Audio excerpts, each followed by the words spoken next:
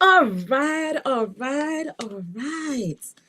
All right, guys, this is Marsha Kerr Talley, and I'm here on your Tuesday morning or night, afternoon or evening, and I am with you. Okay, so I am waiting for a guest to join me. So I'm not really sure. We're trying to figure this out. So I'm gonna send you the link again so you can join. But anyway, as we get into today, the purpose of today's goal is rising above challenges and offering strategies for overcoming so many things that happen in our life. Like, it's not a joke. So, we go through so many things. But as I'm waiting for people to like join and so on, let me gather myself and I'm going to do some housekeeping in the meantime.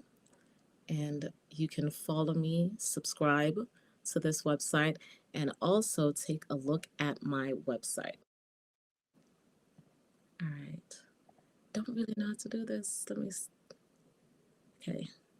Try that again. Okay.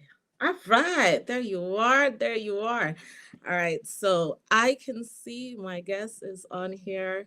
So I'm going to jump right into it and kind of introduce myself to those of you who do not know who I am. And then I'm going to introduce you to this young man who I met on LinkedIn. And we're going to have a conversation today.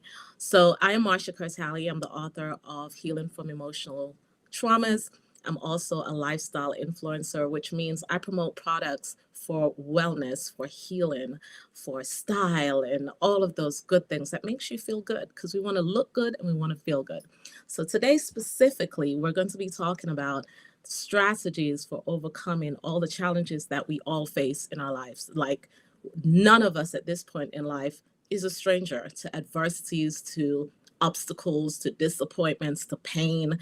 None of us. But the goal is to find different tools and put those in our toolboxes that can help us to overcome them, to help us to deal with them, to help us to address them.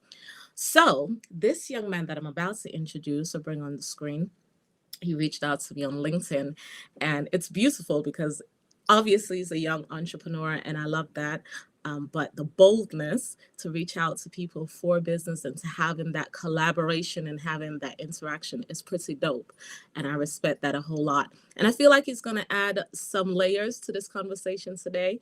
So I'm not just talking to you or to myself, but I'm talking to someone else. So let's get right into it. I am not even going to try right now and pronounce his name. Okay, I'm going to try. I'm going to pronounce. Try. I'm trying. Sagira Rabasha. I feel Sujiro. like, I It's feel good. like, yeah, did I do that right? Yeah. Okay, Sujira, but it was good. Sajira. So I actually say the G instead of the G sound. All Yeah. right, cool, cool, cool. So Sajira, tell me a little bit about yourself. Who are you? What do you do? And so on. Well, first and foremost, thank you so much for having me. I'm extremely grateful.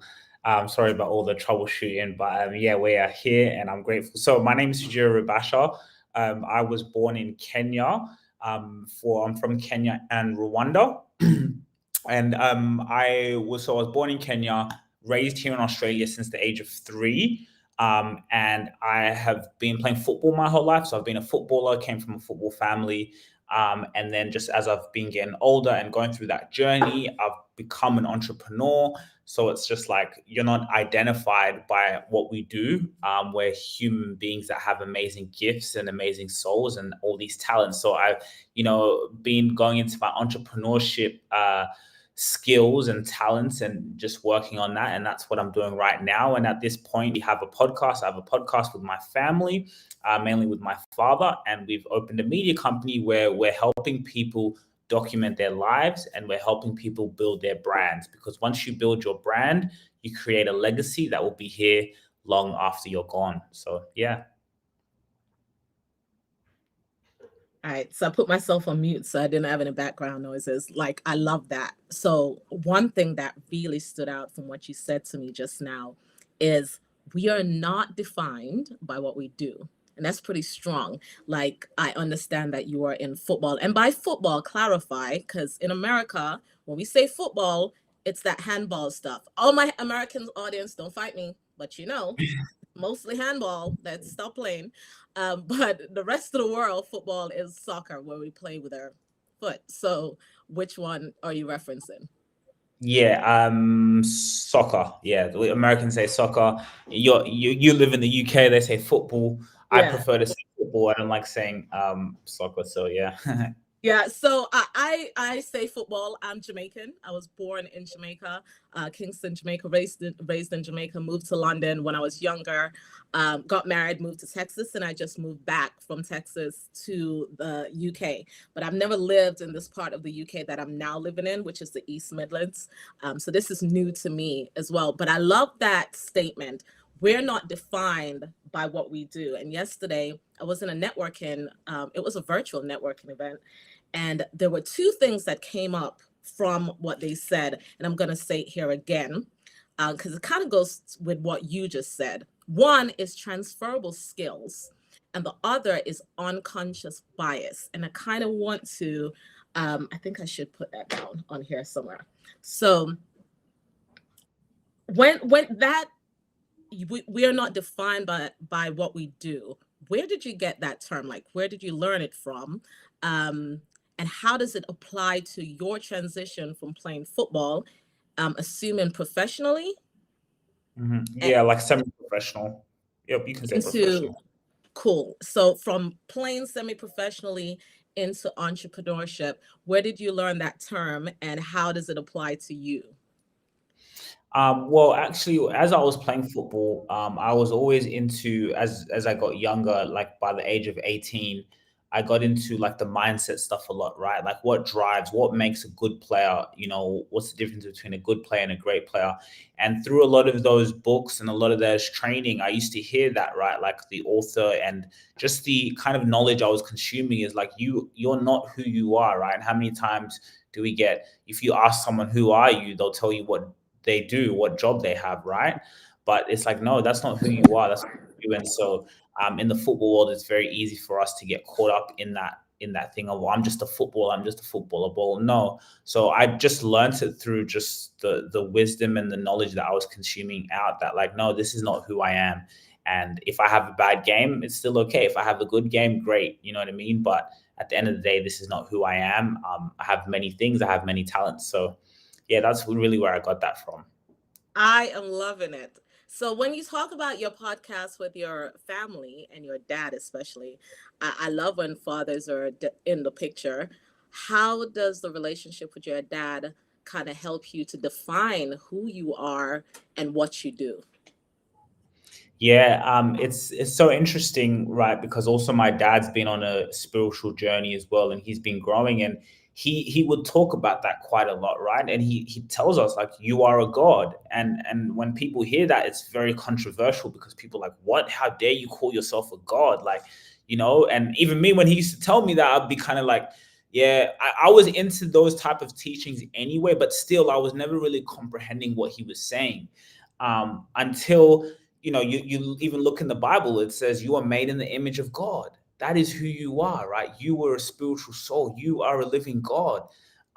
So that is who you are, right? And Yeah. when you know that, that is so powerful. Now, when we do the podcast, when we're out marketing, when we're doing what we're doing, we don't have the fear. We don't look externally at everything outside of us, and we're looking at no, we can do whatever we desire, right? We are living manifestations of what we want. So that is who you are. You are made in the image of God. So what that means is, we talk this podcast is about overcoming your challenges. Well, when you know who you are, there's no challenge that's bigger than you. There's nothing that will ever be bigger than you when you know who you are. And when we record our podcast, when we're doing what we're doing, that's the basis of everything. And when we do go through our challenges, when we do go through our hard times, it's a reminder of that, right? It's a reminder of, wait a minute, who am I? And when you know who you are, it frees you up to conquer the world. And so that's what we're doing. That is strong. Like, I think there's so much that you said that I feel like we can unpack. Of course, on one level, when we talk about you are God. And when you say those statements, it's controversial for a lot of people because they they think and they believe strongly like God is external. Whereas I'm coming from the a similar aspect, and I won't say the same because I don't know necessarily all of your spiritual beliefs, but I'm coming from the aspect where God is within, and the greater than is within, and it's that idea of when you're going through challenging times, when you're going to go through challenging times, none of us are exempt from that. Like none of us are exempt from pain, but some of us can reduce our suffering depending on what we choose to do and what we believe, like our mindset, what drives us. So when we talk about, the strength that comes from within, instead of us constantly being reliant on external forces, external applause, because sometimes we have to have cheerleaders, and sometimes you're going to find you're going to be in situations where you don't have those. You don't have anyone else to pick you up. There's no one else to tell you you can do this. There's no one else. And so you Mhm. have to dig deep. You have to go within yourself to be able to do that. And when you talk about, we're living manifestations of basically what we want and what we believe.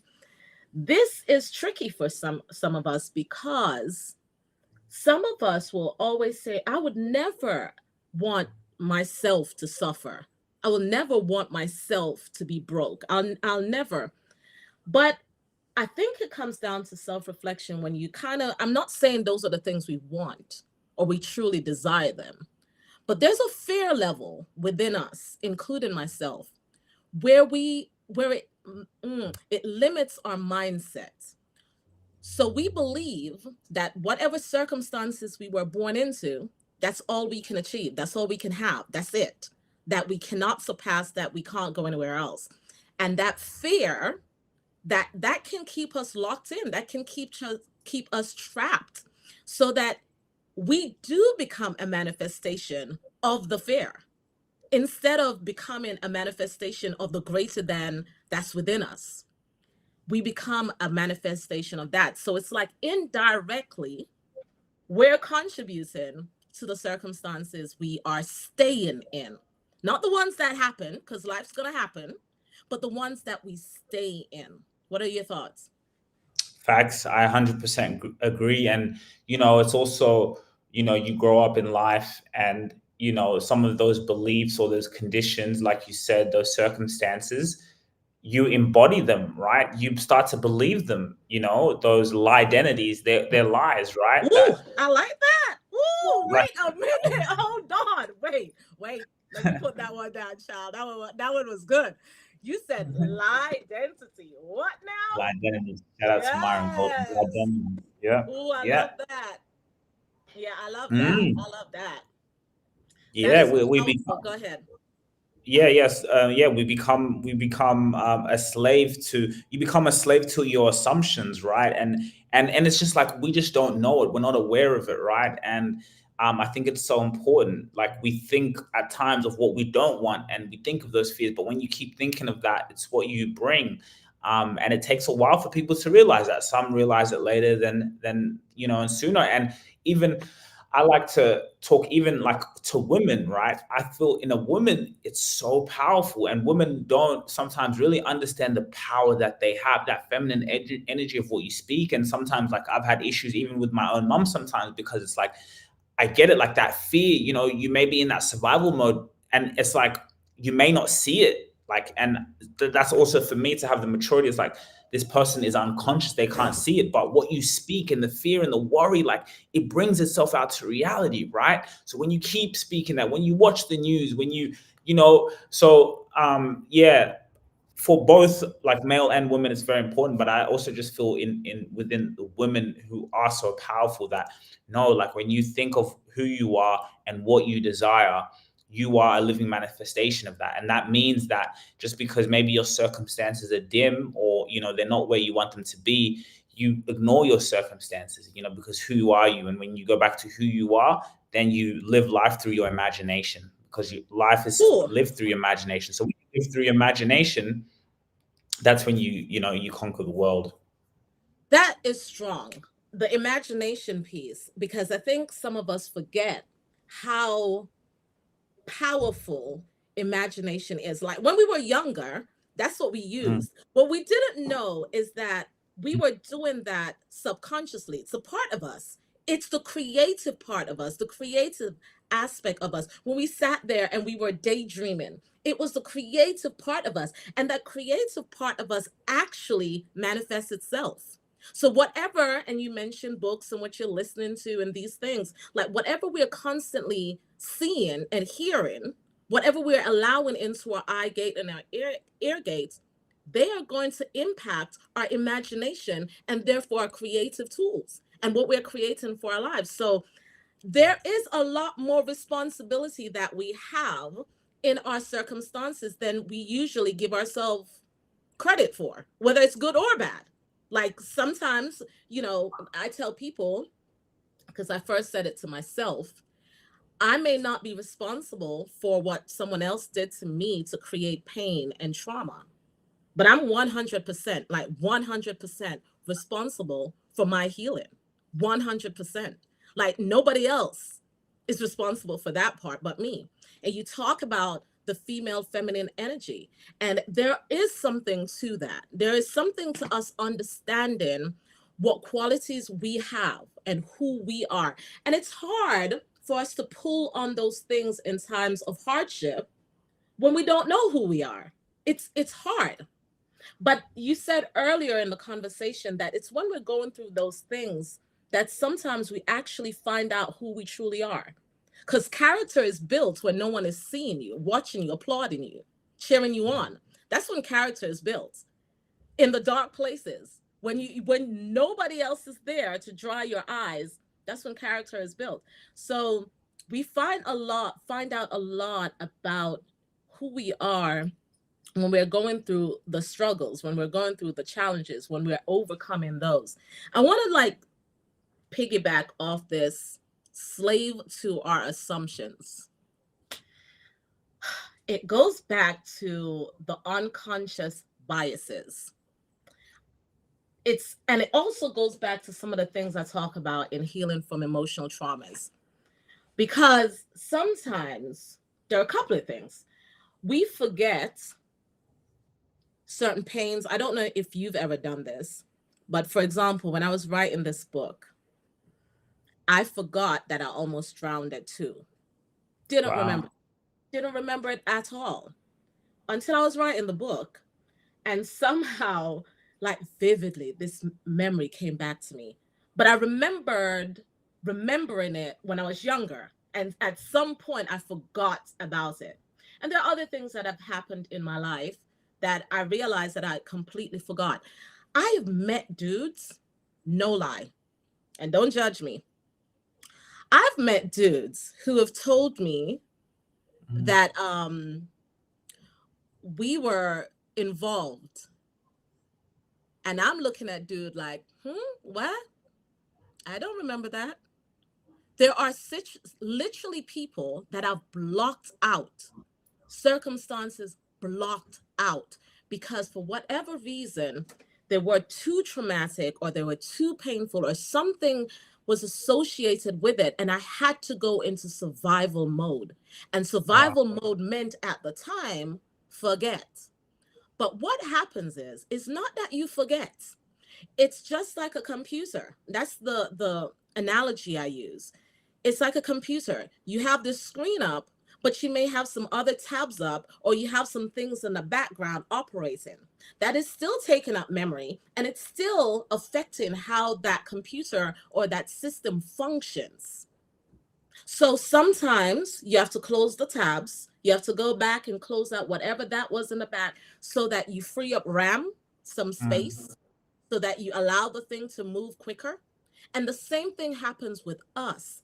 Just because you don't see it and just because you don't remember it doesn't mean you've forgotten it. It's there. And so sometimes people are unwilling to address previous hurts and previous pains or their assumptions or their biases or their prejudices because they don't want to bring up old news. They don't want to bring up old things. What they don't realize is, my friend, it's already brought up. It's that thing that's sabotaging you. It's that thing that's allowing you constantly to manifest those things that you say you don't want. It's that. It's those things on the background that you refuse to address that is creating, it's creating the life you're living.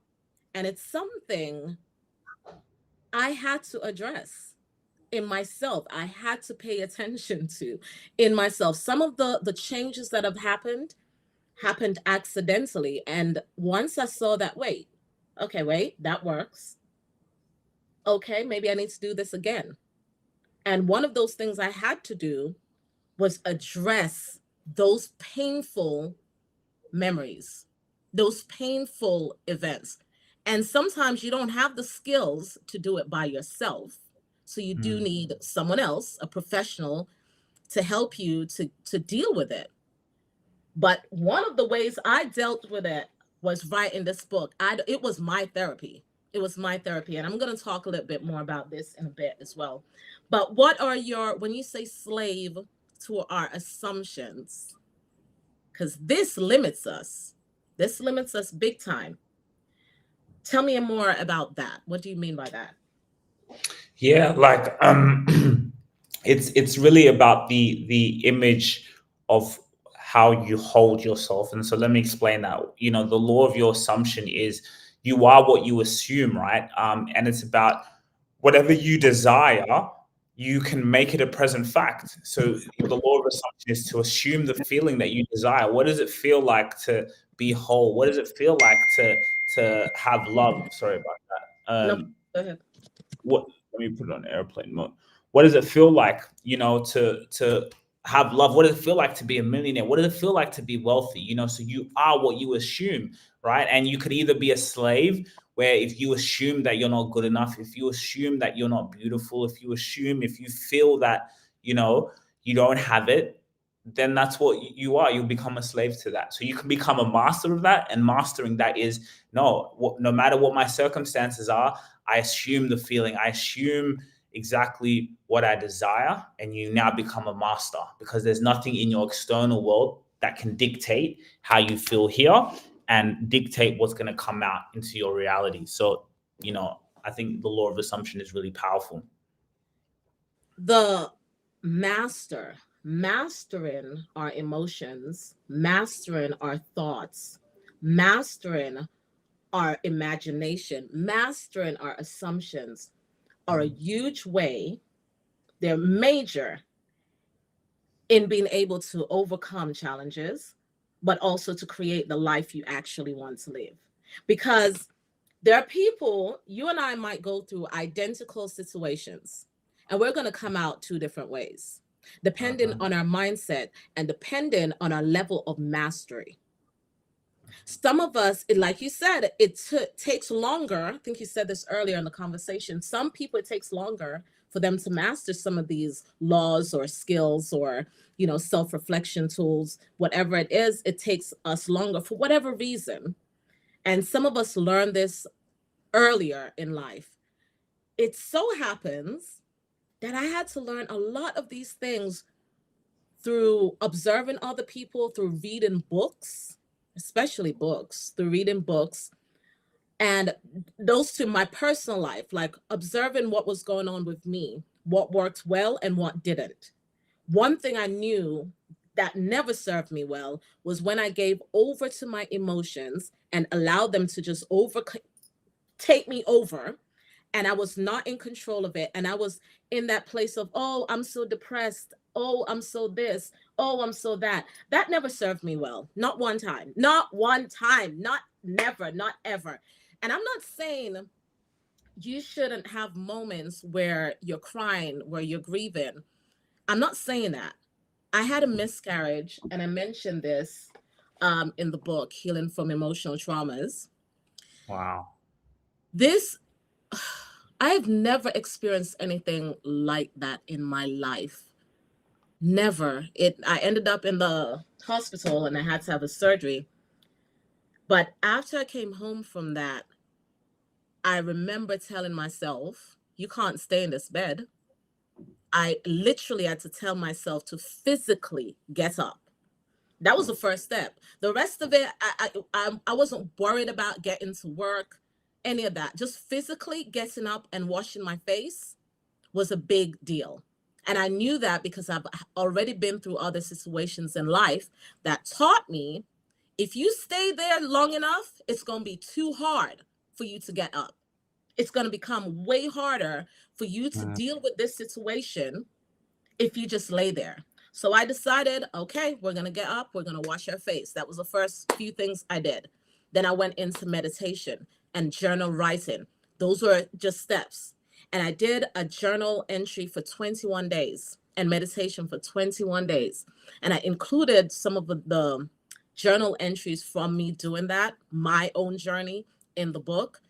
And that set me apart. Like, that worked for me. I knew journal entry, meditation worked for me in that situation. Nobody else was around me. Nobody else. And that's the thing with my life specifically. There's some people like you have your family and you have that support network. But for me, for whatever reason, maybe it's the narrative I'm writing, because I think we're authors of our own story, but I spend a tremendous amount of time by myself. And I get my tribe, they're from all over the place. They're not just in one area. And they're not always my immediate family, and they're not always my friends. And so I spend a lot of time having to self-reflect and having to work on myself and having to pull myself up. But it's never just me. It's that inner, that greater than that's within me that is helping me to do these things. But those are two things I absolutely know worked. They worked for me. Getting my behind up, just physically getting up, not laying down, not sitting there, not moping, not crying. Although there's a place for that. Just it's we're human. There's a place for the tears. There's a place for that. Um Recently my ex-husband passed away, and that's what the reason I moved back to the UK, because I wanted my daughter to have, our family, my immediate family, and that support system here. And so that was a reason I moved back here. And I'm telling you, I didn't even know I would cry so much. I've had other situations, like I mentioned, I had a ridiculous miscarriage where I saw my son in the toilet after he left my body. Wow. And then my ex-husband passed away, and the whole situation around that, I have cried for like a year, because it was Mm. almost like a part of me died as well. I Mm. cried, but I understand I am human. That it's acceptable for me to grieve. What Mm. is not acceptable, because I've learned from life that I can't allow life to beat me up. I can't Mm. allow myself to just stay down. I have to master my emotions, and I have to master my imagination, because a lot of times we do get trapped into what we've created in our heads, the narrative that we've created here, and they're not always true. So I was blaming myself for things that I had no control over when he passed away, like nothing to do with me. Mm. And those things were causing that was aggravating me even further. Becoming a master of your emotions. And that's not always easy. It's not easy when you're in it, when you're grieving, when you're hurting, when it feels hard. It's not easy, but it can be done, and it has to be done if you want to overcome what you're going through. Mm. Amen. And I'm sorry to hear, some of those circumstances, but to see that you're going, and you're going through it and you're doing well, that's just how life is, being able to overcome those emotions. That's life. That's life. So I'm going to do a couple of plugs. Mhm. My strategies from this book, Healing from Emotional Traumas, and I'm going to plug it here. And then I want you to tell me a little bit about you, like how we can work together, how we can collaborate, because I love your vibes. I'm a vibe person, and I know it's not always easy, like getting that through the internet, but I'm definitely Mm. a vibes person. So By the anyway, way, just mhm. real quick, let me ask you, what's it like living in Midlands? Midlands. I mean, East that's Mid. a Oh, East the Midlands, East Mid. huge change from the It's state. Oh goodness, it's very different here for me. I lived in Texas, specifically in North Texas. I lived in South Texas to begin with when I first moved there. So when I say South and North Texas, Texas is huge. You live in Australia, it's huge, but Texas is 3 times the size of the UK. So it's a huge state. So from South Texas to where I lived in North Texas around Dallas, you heard of Dallas? Yeah, yeah, yeah, Fort yeah. Worth? Yeah, so that it would take about 8 hours drive from there to there, 8 or 9 hours. Um, Texas is a lot bigger. Our streets are different. I never drove in the US, in the UK before when I lived here. So moving back here and having to drive was like, oh my gosh. Are you guys on the right side or the left? We're the right side. Yeah, we're the Okay. right. Yeah, because most places are the right side. The UK is the left. So it was challenging. The roundabouts here were kicking my ass like on a daily basis, like just to get around the roundabout. But the major difference for me is the weather. Today is gorgeous. So this light that you're seeing is actually the light from outside. Um, Wow. and so today this is the first in a long time. Typically it's just raining and raining, so the weather is very different. Texas is always sunny. We rarely have We've had some winters that's tough, but um usually it's sunny. It's typically very sunny. So America's just, or Texas, I won't say America, but Texas and the part of Texas I lived in, just more to do. It feels like I had more of a social life that I do here, which is interesting. Mhm, But mhm. everything takes networking. Everything takes meeting new people and going out there and finding new friends. So that's what I have to do now that I'm back here. Mhm. That's it. So you were born in Kenya. Yes. So I'm assuming one of your parents is from Rwanda and one is from Kenya. Yeah, dad's from Rwanda, mom's from Kenya. Ah. So how tall are you? Because Kenyans are usually tall. That's my Yeah, assumption.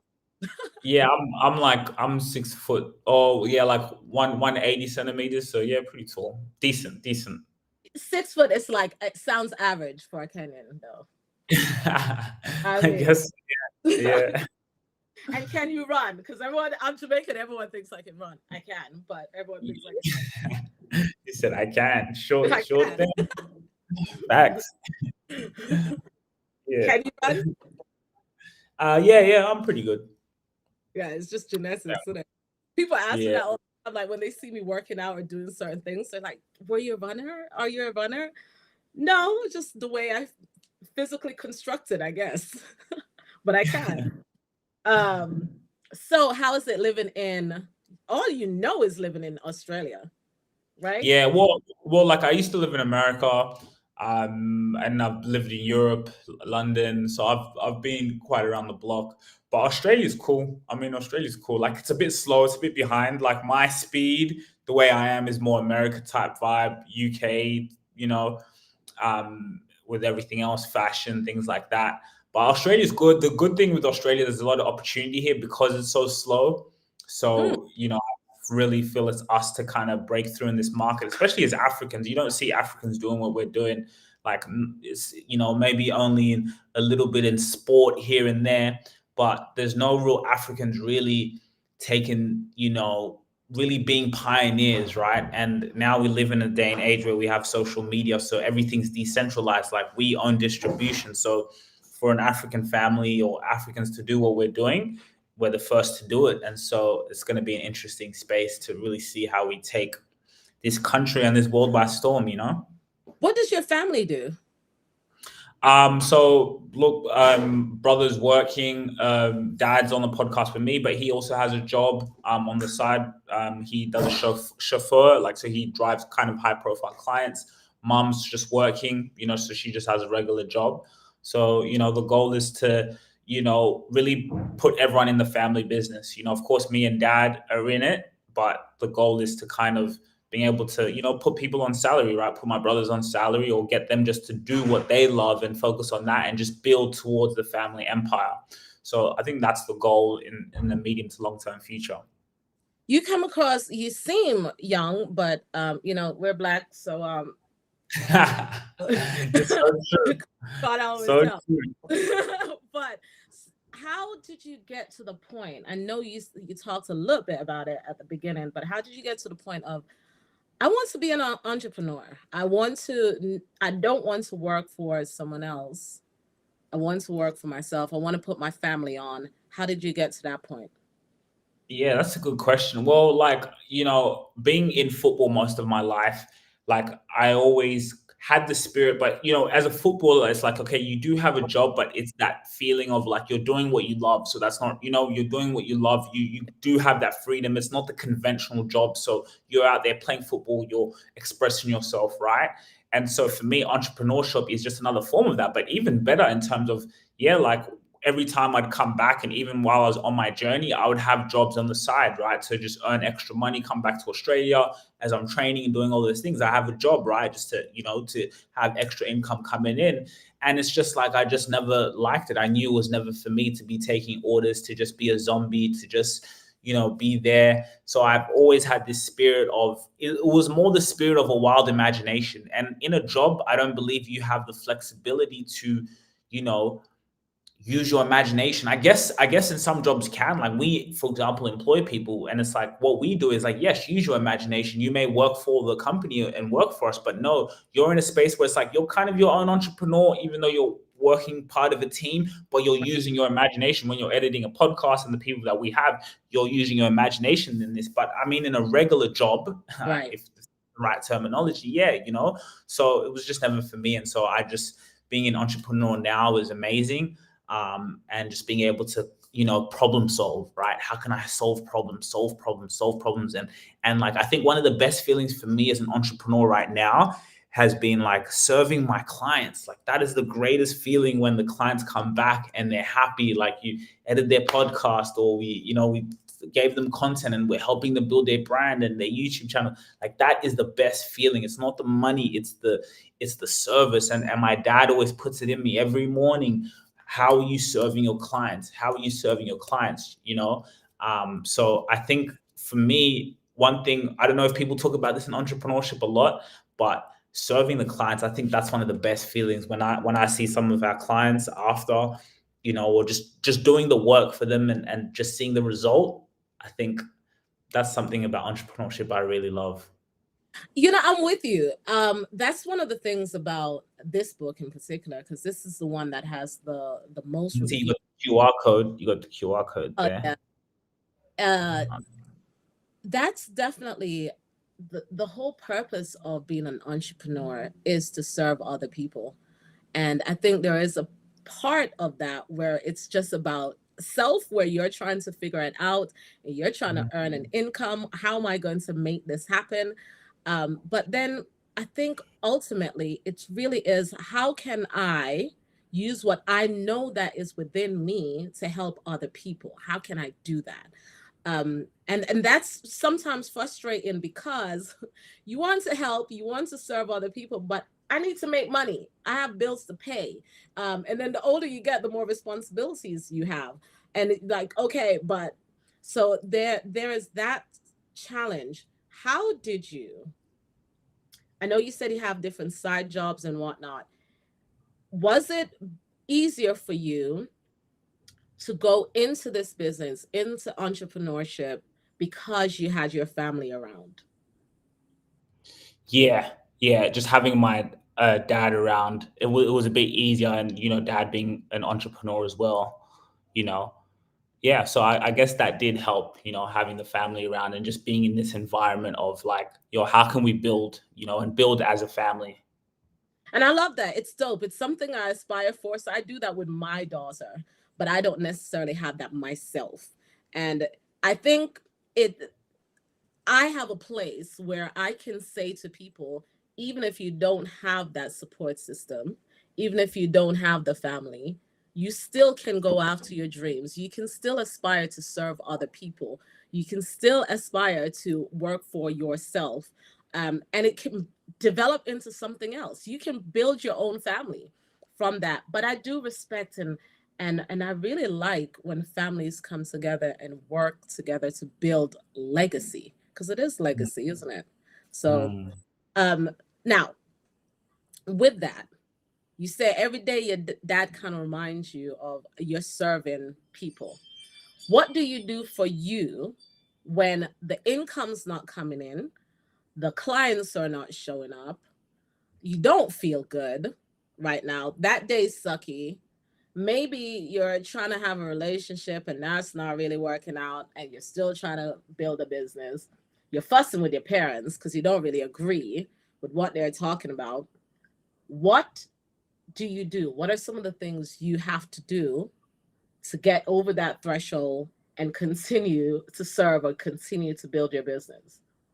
Yeah, that's a very good question, and I can relate to that so much. For me, to be honest, what I do is I just go back into creator mode. Like when things maybe are not working out, I just create. I'll go and edit a video, and I'll go and something that I documented in my life. I'll go and I'll just get back in my imagination and edit that video, right, and just like still put out something out to the world. So I think that's what I really do. And the days like I'm like, look, if I can't get the clients, let me put something out in the marketplace that maybe a client can see, or let me just serve someone, right? Because I can still serve without even having clients, right? There's an audience out there, there's Heck entrepreneurs yeah. out there, so it's like there's still always a way I can serve. So sometimes like, and that's just what gives me a good feeling inside is putting out content. I think that's what I do when the it's been a tough day, haven't got anything, people aren't responding to my emails or my calls or whatever the case is. Create. How can I just keep creating? I love that, man. I love that. Go into creator mode. That is what I Mhm. do a lot. You see, at the beginning, there's you might have missed it, but even on the ad for this live stream, there's a picture, right? Mhm. What happened was yesterday I was feeling sucky, sucky. It was one of those days where like, dang it, man, I'm trying to make this thing work, and it's not working. And I went into Canva and I was like, I went into creator mode. I'm like, let me Mhm. find out, do something. And I saw my picture of me smiling. And oh my gosh, it made me smile. This is a picture. I have to use this picture. And it made me smile. When I tell you I was having a sucky day, because some days I'm a mom. I'm now a single mom. There are Mhm. things I have to carry and do on a daily basis. And it was like, and I saw the picture. I was like, yeah, Wow. okay, Marsha. Okay, Marsha, let's do this. And that's when I went into this mode and like, oh, we're gonna do this live stream, and blah blah. And here we are. Here we are. So, and creator mode is a real thing where you're like, you don't have to have clients. There's Mhm. someone who needs your service. You served me when we had Wow. a little back and forth in the LinkedIn inbox. That was service to me. Wow. Just the reaching out. We never know where a person is because all of us wears our stresses, our disappointments, our failures differently, our pain, our hurt. We wear them differently. We look different. And so sometimes you look at a person you don't know, you think they're good, they got it going on, they're all together. And you don't know that you just showing up is serving someone. You served me today Mhm. by showing up. Mhm. That simple act alone, the level of integrity in that alone serves me well. So I appreciate that. And I know we're like, oh my God, at 45 minutes. So we're gonna wrap this thing up. Mhm. I'm going to go through a couple of suggestions I made in this book in a chapter called Self Help Interventions. It's really under releasing emotional traumas. One of them is go to counseling. Again, sometimes you don't have the skills yourself and you need someone to help you. So, counseling, I think a lot of us know. Forgiveness. Forgiveness is a tool I think everyone needs to use. And sometimes people are like, nah, I'm not forgiving him. I'm not forgiving her. Nah, nah, nah. I'm sorry. You misunderstood. You thought forgiveness was for them. Mm-hmm. It's not. Forgiveness is for you. Forgiveness is your ability to release them from their hold on you. When you unforgiveness is attaching yourself to the people who have harmed you, who've caused you pain, release them. Unforgiveness, this one has been huge for me. Being able to let go of people who've done me wrong, let go from within. Even if they're looking me dead in my face and they're in my presence, I've already severed ties with them. I don't have to announce it, I don't have to tell them, but I know from within myself, you're forgiven. And that releases me to move on and travel light. Because in this life, if we learn anything from the great Muhammad Ali, the boxer, you have to be light on your feet. You have to travel life light. The unforgiveness is adding baggage to yourself. For what? Life is going to already throw things at you. You don't need those additional baggage. You have to be able to move around freely so you can fight, so you can punch back, so you can move around, so you can be flexible and adjust. That's what forgiveness is going to do for you. Unforgiveness is just going to keep you locked in and tied up. And so that one was huge for me. Prayer. And in the book, I talk about people seem to think that prayer is only for people who are religious or Mm. Christians or whatever. I don't subscribe to any one religion. I did at one point in my life, I was Christian. And this part of my life is I'm not saying I'm not Christian, but I'm not saying I am Christian. What I am saying is I pray. What Yeah, I I am think I'm the saying is, same. yeah, go ahead, go ahead. No, no, no. I was just saying I'm the same. Yeah. So I think sometimes we get so tied in, and we limit ourselves. I used the analogy a while ago when someone asked me because they were convinced that you are a Christian. And I'm saying to them, I'm not saying I'm not, but what I'm telling you is I like to live like this. And I picked up a water bottle. This isn't a water bottle, it's for my plants. But I picked up a water bottle and I said, that bottle of water, I think it was one of the American brands because I was in Texas. And I said, if I took the label off this bottle, would it change the content? No. In here should still be H2O. In the bottle should still be H2O. Whichever label I put on here. Now the label should help me understand what's within. But the label when it comes to who we are as people shouldn't be the name of a religion. I think it should be our character. It should be our integrity. It should be how we show up for other people and how we treat ourselves and other people. That's the label. That's what tells people who you are as a person. So for me, prayer is definitely big up there because then people are like, who are you praying to? It's the communication to the greater than that's within. And this one goes a little bit deeper, but I do mention that in there. What are your thoughts on prayer, by the way? Yeah. I agree. I think it's that connection to just, I don't know, like you said, it's not about religion, right? It's, I think religion, it limits us, right? And I think it's prayer is so massive in my life to be able to just connect with that God within, and just God, like the whatever people want to call it, the universe. But yeah, I think prayer is important, and to be able to speak that out. Yeah. Yeah, because words are spells. And Mm. sometimes it's almost like a sounding board. where you are having that conversation. Okay, I'll put it this way. Recently, someone said, with everything that you've gone through in life, and in the recent death, did that cause you to doubt God?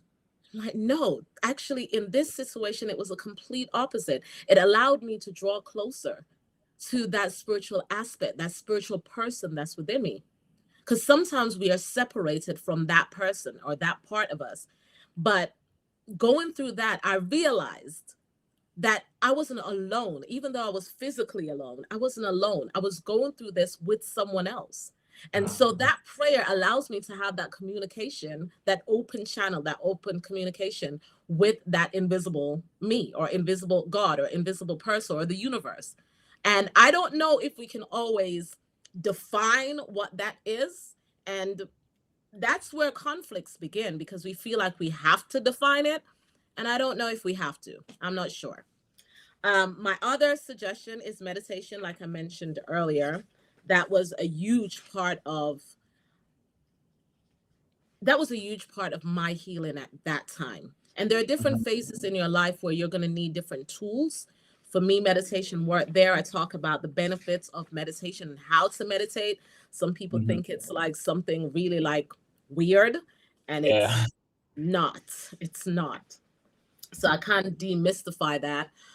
Diet and exercise. OMG. I think people underestimate that you are what you eat. Mhm. What some of the food you put in your body can make you depressed. You could feel it, like literally feel depressed. So you have to work on pay attention to what you're eating and stay physically active. And then have healthy reciprocal relationships. Ooh, that's my order. I think that's my order. Um, from the local store here, because I was like, I know I can't go to the store. What you order? It was my let me see. This is a hi. You can just leave it there at the front, please. Thank you.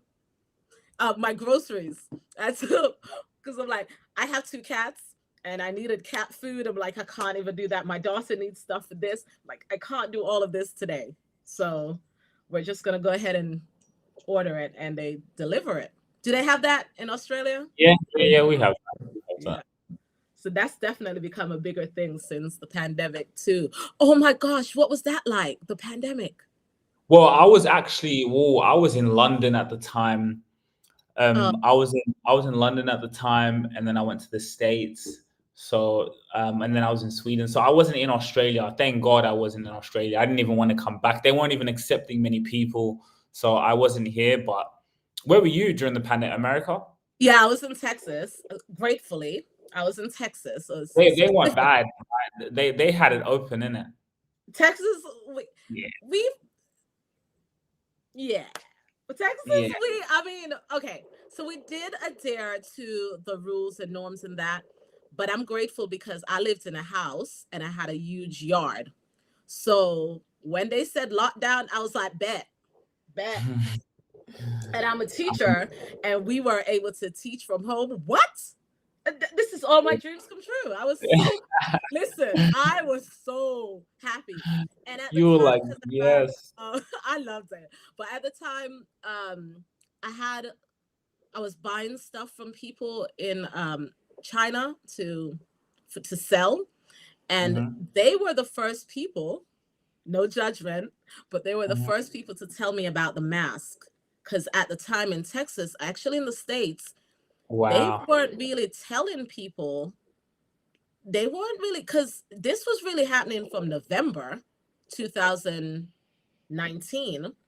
But they really didn't tell people like, so yeah, they were the first people to tell me you need to get these masks and you need to do these kind of things. But I was supposed to be in New Zealand because that was our spring break, and I was Hmm. heading to New Zealand, and that's when it all kicked off. So it's like a no, and I haven't been to New Zealand since. So It's funny because I went to Atlanta, and man, like Atlanta was open. Oh my goodness. Like you wouldn't have thought there was COVID. To be honest, I had an amazing time.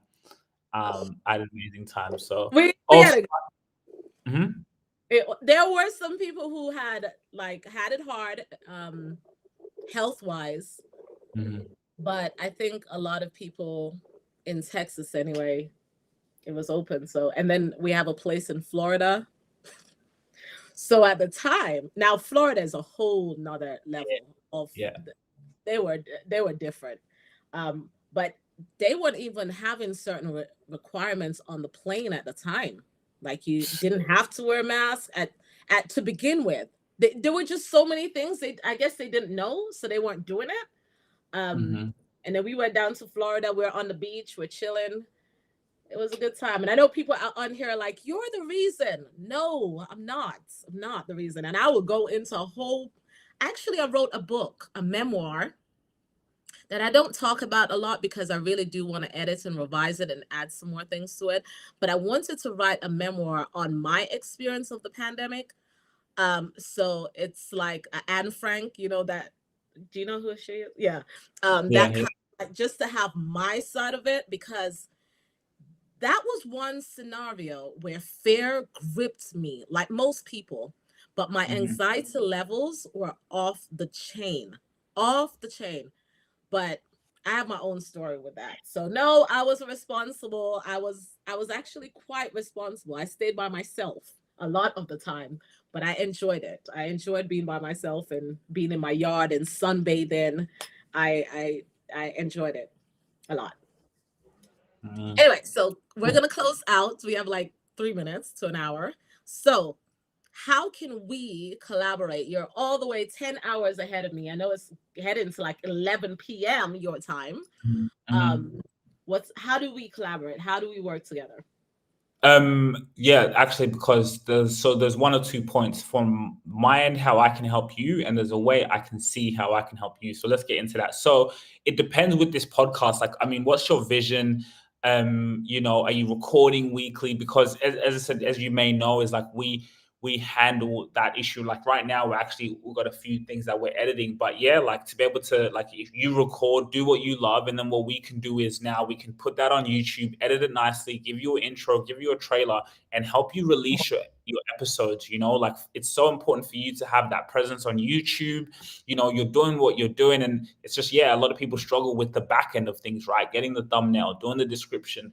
Like you want to show up, but then the back end of it is quite a lot. So for us to take that problem away from you, if it is a problem, I'd be more than happy. We can talk about that. So let me And then ask you, mhm. for what about, oh, I interrupted you. Go ahead. Finish. I'm sorry. And then with this book quickly, because it says earn commission. So is that an affiliate link? So these two, so the Uh, first one, healing from emotional traumas and the decision is the one that's up. Both of them, all my books are on my website, my Marsha Kerr Talley website, but these two are actually on Amazon. So mhm. these are the Amazon links. So if, Okay. and I'm also an Amazon associate, so I guess that's why it's pulling that up. So anyone using my affiliate link, they may make a commission from the books, from the Okay. sale of books. This third one I'm going to pull up, it should only say um, my website, but Okay. all Cool. three are on my website. Okay. Because see that's really powerful, right? Because you have products, you have a call to action. So now putting that, in the show notes, now they're watching, they're getting value from the conversation, and then you have that is, a way to drive revenue through the podcast. Again, this podcast game is a marathon, it's not a sprint. You're not going to drive revenue tomorrow, you're not going to drive revenue right away. But if you just do have that extra budget or the extra income to say, okay, well, look, let me put this aside to having this edited and packaged up nicely. So now all you're doing is just recording it, sending it, and then our team, we can just help you have a running and successful podcast for the long term, right? The podcast is your media company around your brand, Marsha. So, what if the person like me, I've spent a lot of time learning how to do the thumbnails, the Mhm. description, the SEO titles, and the this, that, and the other. Um, what can you add to that? Because it's true, I don't want to have to do those things. I do them because I have to. But Mhm. what if I already have those skills and I know something or that, not everything, what else do you have to offer? What value do you have to add to those people who feel like they already know how to do Yeah. this themselves? Yeah, and if they already can do that, that's great. Again, in terms of the timing, if they do want to cut down the time. But if not, I think the only other thing I believe we can add is more the marketing of it. So now breaking up content from that episode into short form content, Yeah, those, because you need to also, like, there's the long form that, this 1 hour, but it's, in this day and age we're living in, people have a short attention span, but also there were so many great snippets from this conversation, from many conversations that you've had now yeah, that you can chop up and use for your marketing. Hey guys, new podcast episodes out, or you're talking about emotional trauma. Now you have a 30-second clip that's great, that's engaging, and then a call to action. You can use that on your LinkedIn. Hey, if you guys want to buy my book, link. And you're using now the short form from the podcast to market, whether it's for your book, whether it's for the episode. So that's another aspect that we do, and that we've mastered that game of really how to go viral, how to get quite a lot of views. And now you can use that. Let's say someone runs ads, right? Now you already have the content, you have the podcast. Yeah, you do the thing. Well, we'll break up amazing parts out of it, bring engaging clips. So now that you can use for your business, for your marketing, and see, that's also another service, right? And it could be, yeah. So it really, for us, it's more where are your weak points when it comes to content. If you have everything sorted, then hey, like, we'll wish you the best and we'll watch it and help. That's great. It's just what are more the challenges when it comes to content and how we can fit in and help. I like that. I like that. I had to play it, but I Oh, do that was like dope. That was cool. that. But yeah. So one suggestion I will make to you, because with your business, there are always going to be people who come like me, and they know enough. One, they don't want to do it, like I said, because of time. They don't have time for that. Also, they may want your services, but they're not there financially yet to deal with that. So that's something to consider. How would you address that? But also to consider, like you said, the marketing piece. If someone reaches out to you, they're coming to you, like you said, the weak points. What is their weak point? So even though they say, I know how to do all these things, I can do it myself, there is a weak point there. Because for me, if I say to you, I can do all this myself, and then you're like, but why aren't you doing it yourself then? Or so what is it? Well, one, the reason I might not be doing why I'm doing it myself is because I can't afford to hire someone else. So that's a weak point. Um, Mhm, or I don't trust someone else to handle my message the way I think I can handle it. So that's mhm, another weak point. And so when you, even though someone is saying they have it all together, essentially, that's a lie. It's that lie identity. mhm, It's a lie. There is something else they're looking for. So to address that weak point is good. So consider that too, like when you are layering the packages that you have for your business, um, mhm, because there is something for everyone, especially in your industry. People are looking for someone for the short content things. There's a lot, but mm. consider all of those um, weak points and then problem solve them. So when you have those conversations with people, you can provide them those solutions. Those solutions. I love that advice. I love how you put that. That's why I was nodding my head so much, because yeah, I love how you're giving me that feedback, right? Like, because I'm always thinking, how can I be better? And you're right, right? Like, let's say someone does say, yeah, well, you still do have a weak point, right? Like, so no, you're right. That's true. Because I just think, yeah, this industry that we're in, it's huge. It's an emerging market. People, there really is a need in the market for this. That's what we're seeing, and the market's dictating it, right? Like, that's how we're getting clients, because it's a need. So it's great to learn from you, and that's some great insight there. And I will tell you the reason why I even bothered with you. It's the way you approached me. We are flooded with a lot of people wanting a lot of things.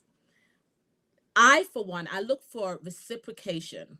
I look for, is it mutual? Um, is this conversational? Like, is this someone I can like? Like, do I like this person?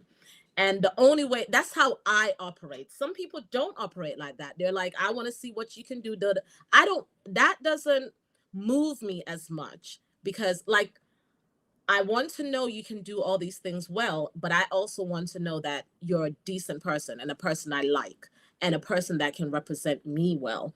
And I think just having the conversations we had, and I know that I don't know how much time it took out of your day, but if you could duplicate that, where you having that conversation using the voice notes, those types of things, adding the person to it. We're living in the AI age. You're competing with AI. There are damn it, what's that one? Um it's an editing tool, but it now has an option where you can put your long form in and it chops it up. I can't remember it. Mhm, mhm, So people have these options. I think we are looking for the human touch because we want that, we need that. So if you mhm, can add that as a value as well, that mhm, separates you from the next person. mhm. And I, that's what works for me. Yeah, I love that. I love that. And like honestly, like I think even when it comes to sometimes outreach and like that's why sometimes I know when it comes to the whole cold calling and the cold emailing, I kind of I get cringy doing it. But Yeah, like when I was reaching out to you, a lot of sometimes my outreach, let's say on LinkedIn, it actually like I've come from a place now of I'm not even trying to get something from people. And I know that might sound weird, but genuinely, like I try to approach these situations of like, no, let me just hear this person. Let me just like, we reached out to you because you said you had a podcast. So it was just like natural conversation. Of yeah, course, naturally speaking to you, I'll see the areas where that you're going to need help. That's yeah, just naturally going to come. But it was more coming from a place of like, a lot of the times what I do is I'll even just tell people advice without wanting anything because like no well look go on YouTube. I tell podcasters why aren't you on YouTube? You got to put the video out there, right? And then if business does come from that, it's because that's their weak point, and then it's like we can actually have help. And that's how I've gotten clients, because it's actually coming from not how can I benefit from you, but it's just like how can I generally get to know you, provide value. And then once you find out the value that I just have, then it comes in. And sometimes, a lot of the time, I can become a client of the other person. The other person might have right, something that they do is cool. And yeah, I'm like, you know what, that's really cool. I need that too. Or hey, like I can also, because we're helping you or I'm doing something, what your product, I can use commission from that, right? I can go and start to market your thing and bring customers to your door. So I think a lot of the part with the brand or the outreach is just more like coming from a place of literally genuinely getting to know the person and how can I provide value. So, and that's why we connected. That's why we're here where we are. Lucky that, it was like I didn't want to come from a place of course I'm doing business, but I don't want to come from a place of like how can I get from you, but how can I serve, and even just how can I listen, right? Even if we yeah, don't do business, it's like I love making connections and meeting new people. yeah. And you never know where that goes. It's Mhm, networking. It's networking. mhm, So I love mhm. that. All right. So we are gonna wrap Cool. this so Serge Sir Sujira, Sujira. Sajira. Sajira. Sajira, yes. All right, you've been a rock star. I mean, there's so many things that you shared today that I really do value. Coming from the male perspective, uh, entrepreneur, there's so many things that you offer.